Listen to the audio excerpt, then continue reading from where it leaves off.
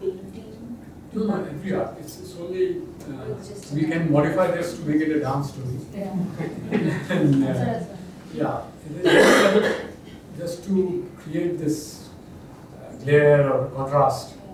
A new body can be paintings and this that. It's so lifeless. Those pigments are so lifeless, but they can be full of life. Like portraiture. So dancers lend their bodies to beings which are some other paralokhic beings. And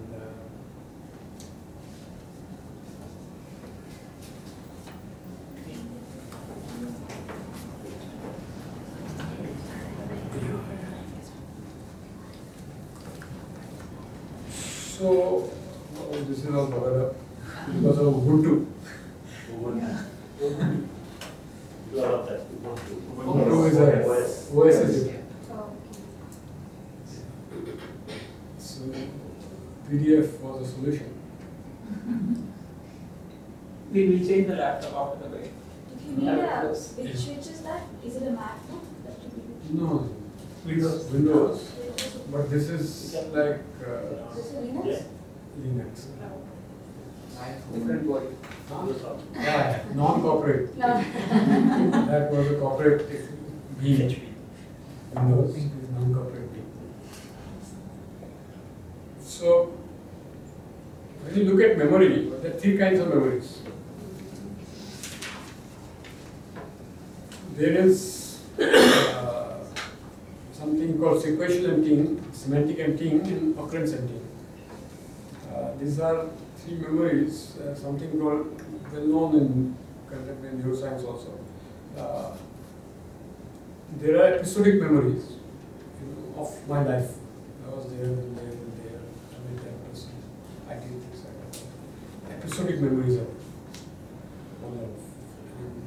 And in dementia, you lose that. Mother may forget son, or that kind of thing, or that I have eaten just 10 minutes back. So, and then there is semantic memories of like who is Barack Obama, or this, that, or something. It's a lot of content of the world. Those semantic and sequential emptying is very important. A dance has to have a great sequential memory compared to other art forms. And sequential memory is like a child learning to grip an object. The hand goes somewhere and loses the object. Eventually, the child is able to grip an object. It's a great piece of joy for parents when child is able to grip an object. And Playing an instrument. Playing an instrument. Or so this, there are some things happening in sequence. Or grip, hand goes there, does something with finger. All kind of motions are there. These sequences of motions which lead to certain push result. This is like skill, learning of skill. In fact, this is a memory which most of the patients lose last, Parkinson's, dementia, etc. The sequential memory is the last memory to be lost. The eyes of a paralytic persons are still alive. And sequential memory is still there.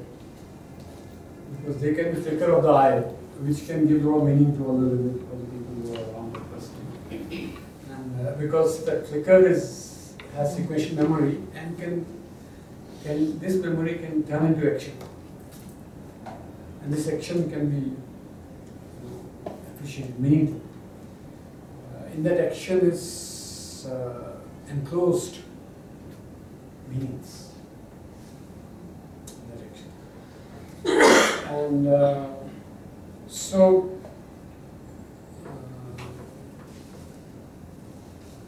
habits are also sequential memories.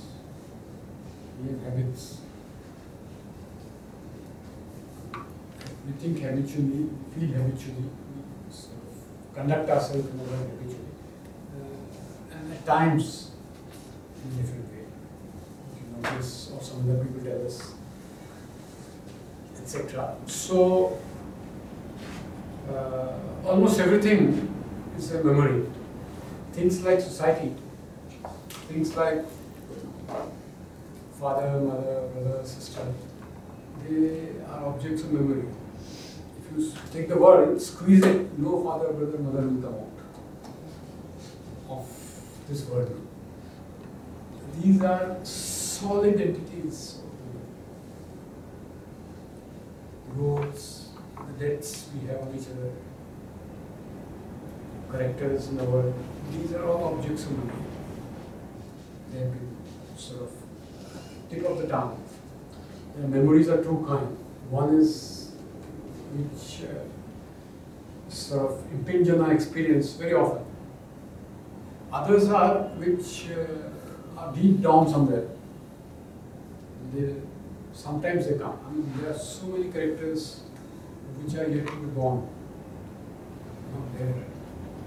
So, even they are in memory. They are somewhere. I mean, you pick and choose. We'll see how we make characters today, tomorrow. So all the manners which you have, greet each other, your manners, they're all memory objects. They are sequential memories of manners. The way we look at each other, the way we withdraw our eyes from others, they're all memory, they're all sanskar, they're all sequential memories, memories of action. And but there are semantic memory places. This is very celebrated today, especially in IIIT when children come here with 2 years of donkey model of solving physics, maths, and chemistry problems. They're solving 10,000s now. Physics problems, mathematics problems, very donkey when they come. So they have, I mean, these are semantic memories, names of places, this, that, people, a lot of semantic memory here. The worthy semantic estimates are that the number of people we know, how many?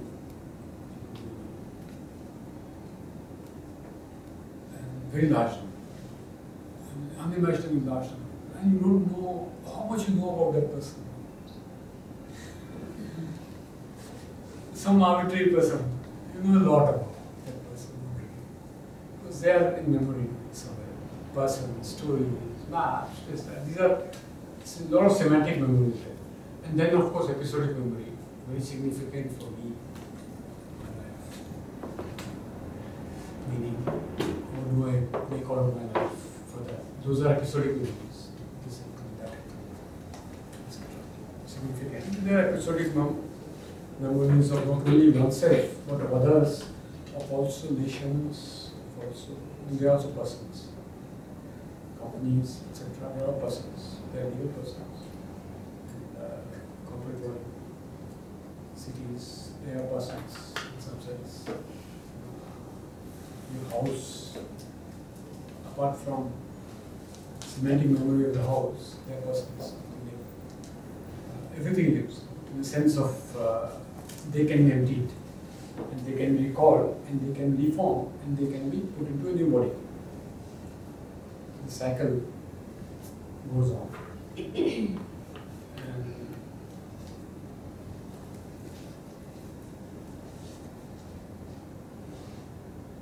there are dispositions, there are tendencies in us, which a particular artist has some disposition, certain tendencies.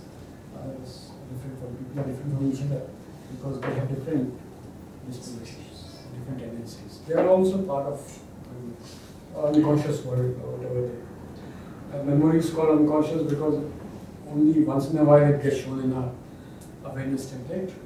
It's there somewhere in the background. Princess gets shown there. So there is this silver screen metaphor of some which is what we see in our memory is only a front of a movie. What is behind the silver screen we hardly see. And artists have to indulge with what is behind silver screen. And they do enjoy each other's art kind of thing. One is to indulge with things which are behind. So art is removal of spirit from body and purification or moving of the spirit and rebirthing the spirit. This is traditionally called a cycle from kalp to kalp. Kalp is kainat, is what this world. There might be another worlds, other worlds, we know. This kalp is, and vikalp is what we call as cognition in Sanskrit. You can see things this way or that way. They are perspective. Our seeing is perspective. You can see this way, that way, etc. They are called vikalp. Vikalp is also a term used for alternative these days. Alternative is also. Vikalp is imaging of the world in our perceptions. Kalpana is moving imagination, etc. Ichha, wish. It usually goes with all kind of emotions and things like that. And sankalp is determination.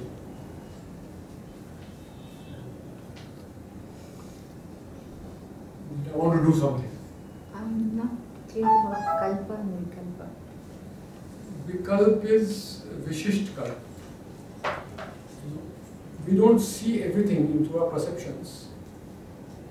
We don't see the entire world. We see only a portion of world. Once you see a portion of world, like in vision,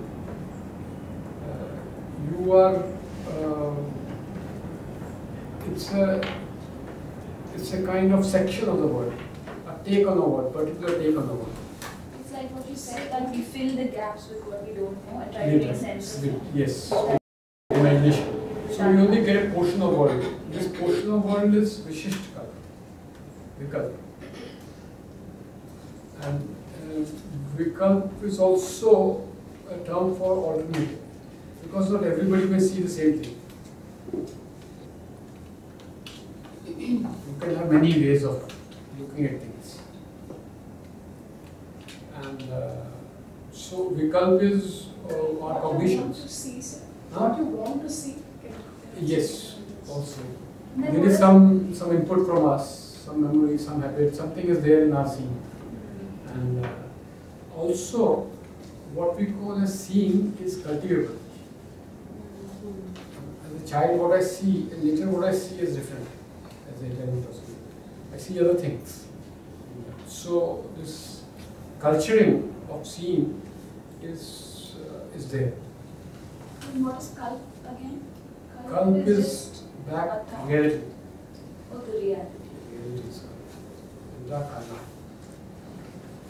Kalp is, and kalpana is, is moving, twisting, turning, morphing, etc. The world we do all the time.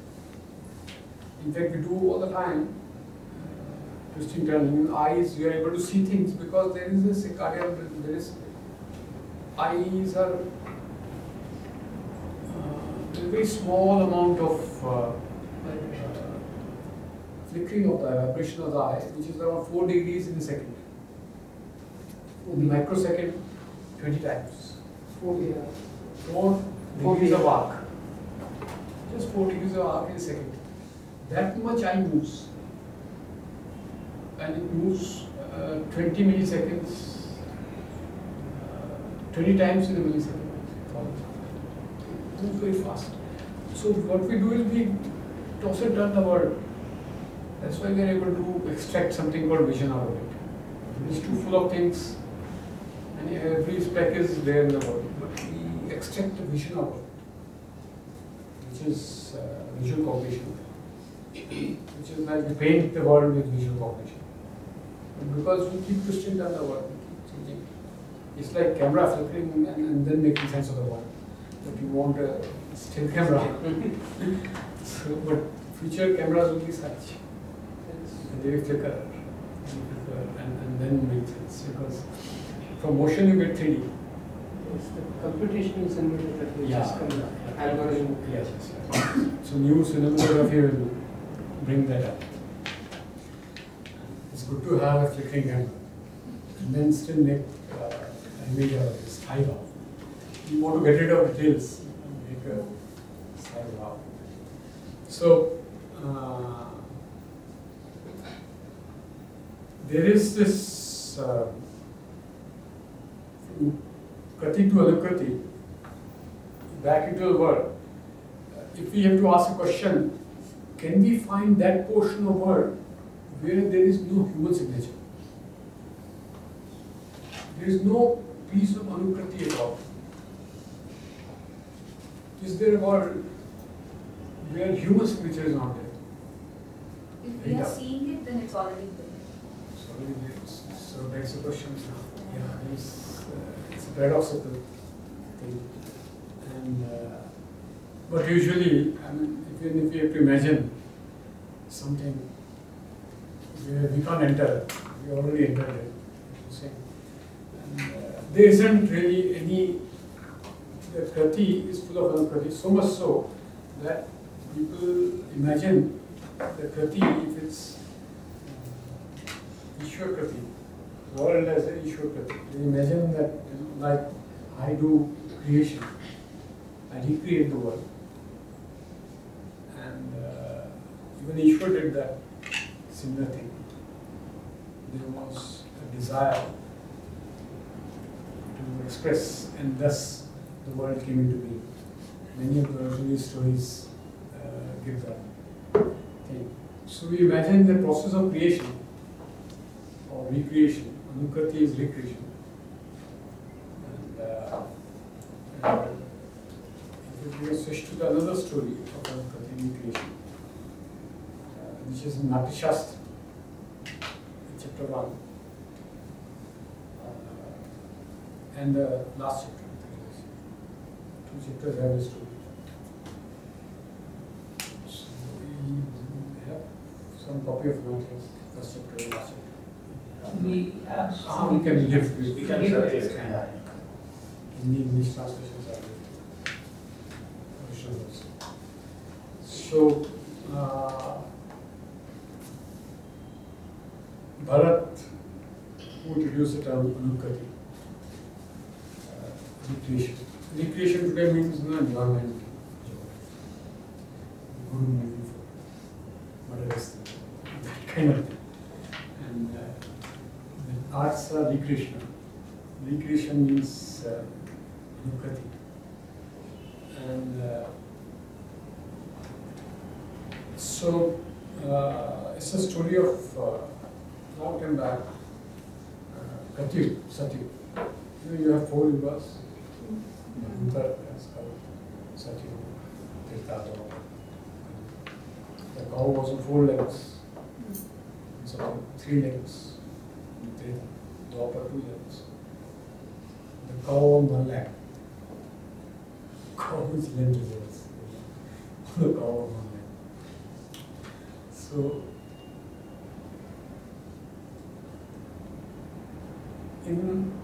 by the end of Satyam, certain fallacies proper. Fallacies in living. No, there are people who are doing sort of great tapasya in those Satyam, etc. Unhindered. And they could get all kind of goodies, knowledge, whatever. Well-being, they could get well-being of each other, out of their tapasya. Everything was good. But towards the end of Satyam, a tendency was seen that people were trying to shun away dukkha and sort of crave for sukha. moment this tendency came up, Satyug, all the practices, etc. of Satyug are no match to it. Satyug was failing. Because to have Sukh Dukh is normal, but to avoid Dukh and to crave for Sukh, this was new. So which meant the Satyug was coming to an end. Something else has to be done. What has to be done? Everybody was very troubled. There was lots of trouble. Rana said, we'll see when it comes. And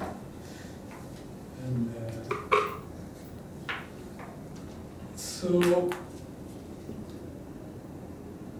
they went to Bharat Muni. Bharat had done a lot of on that. And he has also done great tapasya of to understand fundamentals of dance. Of Natya. So they went to Bharat that you are a right man. This has happened. That there is a craving for Sukh and changing of Dukh is happening. This is leading to all kind of defilements. And the pursuits of people is getting destroyed. Something is coming to end. What do we do now in this situation? It's a very grave situation. Some new kind of pursuits have to be there. The old style pursuits not no longer visible. So they said that can we have a pursuit which can introduce something called Krida. Krida. Krida is playfulness.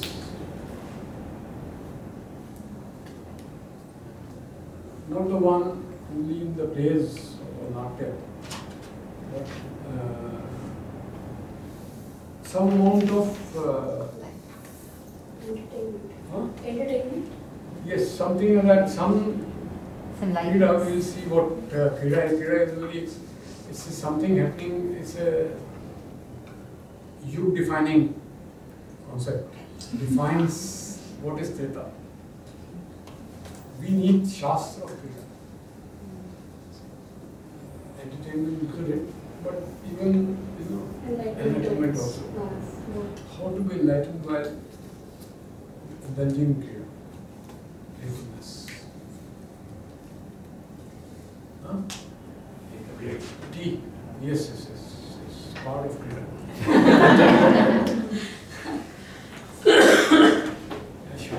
Let's have some tea. So is this the Shlokam Kridani Kavichavo, Vishyam, Sarvam, Chembhave, some Shlokam? You usually read it. Yes, I don't read yes, you can read a whole lot of things.